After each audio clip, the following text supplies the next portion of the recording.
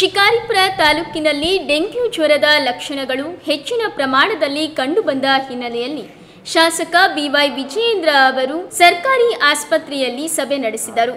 ತಾಲೂಕು ಆರೋಗ್ಯಾಧಿಕಾರಿ ನವೀದ್ ಖಾನ್ ಅವರು ತಾಲೂಕಾದ್ಯಂತ ಹಳ್ಳಿಗಳಲ್ಲಿ ಕಂಡುಬರುವ ಕೇಸ್ಗಳ ಸಂಖ್ಯೆ ಇಳಿಮುಖವಾಗುತ್ತಿರುವ ಬಗ್ಗೆ ಮಾಹಿತಿ ನೀಡಿದ್ದಾರೆ.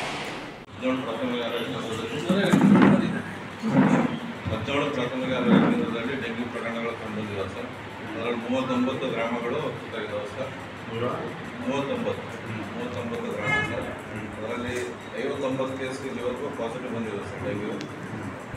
ಟೋಟಲ್ ನಮ್ಮ ತಾಲೂಕಲ್ಲಿ 58,325 ಮನೆಗಳಿದಾವೆ ಸರ್. ಅದರಲ್ಲಿ 49,359 ಮನೆ ಸಮೀಕ್ಷೆ ಆಗಿದೆ ಸರ್.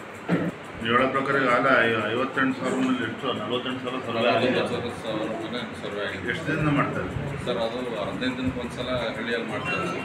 ತಿಂಗಳಿಗೆ ಒಂದ್ಸಲ ಇಲ್ಲಿ ಟೌನಲ್ಲಿ ಮಾಡ್ತಾರೆ ಸರ್. ಪ್ರತಿ ಆಶಾ ಒಂದು ಅದು ಯಾಕೆ ಗಮನಿಸೋದು ಸೀರಿಯಸ್ ಆಗಿ ಆಗಿದೆ ಸರ್ವೆ ಅಂತ ಇಲ್ಲ ಸರ್, ಆಗಿದೆ ಸರ್. ನಾವು ಕ್ರಾಸ್ ಚೆಕ್ ಮಾಡಿದ್ದೀವಿ ಸರ್. ಕ್ರಾಸ್ ಚೆಕ್ ಮಾಡಿದಾಗ ಇಲ್ಲಿ ಟೋಟಲ್ ಮನೆಗಳು 194 ಪಾಸಿಟಿವ್ ಬಂದಿತ್ತು ಸರ್. ಅವ್ರು ಬಿಟ್ಟಿರೋದು ನಾವು ಕ್ರಾಸ್ ಚೆಕ್ ಮಾಡಿದಾಗ 455 ಮನೆ ಪಾಸಿಟಿವ್ ಬಂದಿದೆ ಸರ್. ಅದು ಹೌಸ್ ಇಂಡೆಕ್ಸ್ ಅಂತ ಹೇಳ್ತೀವಿ, ಅದು ಜಾಸ್ತಿ ಇದೆ ಸರ್. ಅದನ್ನು ನಾವು ಕಡಿಮೆ ಮಾಡೋದಕ್ಕೋಸ್ಕರ ಸೋರ್ಸ್ ರಿಡಕ್ಷನ್ ಲಾರ್ವಾ ನಿರ್ಮೂಲನೆ ಏನು ಮಾಡಬೇಕು ಅದನ್ನು ಮಾಡ್ತಾಯಿದ್ದೀವಿ ಸರ್.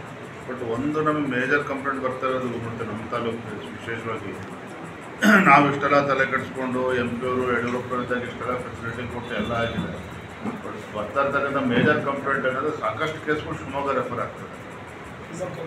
ಶಿವಮೊಗ್ಗ ಯಾಕೆ ರೆಫರ್ ಆಗ್ತದೆ ಅಷ್ಟು ದೊಡ್ಡ ಸಂಖ್ಯೆಯಲ್ಲಿ ಇಷ್ಟೆಲ್ಲ ಫೆಸಿಲಿಟಿ ಇಟ್ಟು ಏನು ಯಾಕೆ ಸರ್? ಫೆಸಿಲಿಟಿ ಇಟ್ಕೊಂಡು 50,000 ತನಕ ನಾವು 50,000 ಕಡಿಮೆ ಆದಾಗ ಫೀಡಿಂಗ್ ಜಾಸ್ತಿ ಆಗುತ್ತೆ ಸರ್.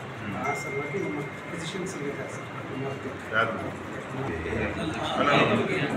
ಅರ್ಥದೇನು ಸಮಸ್ಯೆ ಇಲ್ಲ. ಬ್ರೈನ್ ಸ್ಟ್ರೋಕ್ ಆಗಿ ಮಾತುಕತೆ ಹಾಗಾಗಿ ಅವರು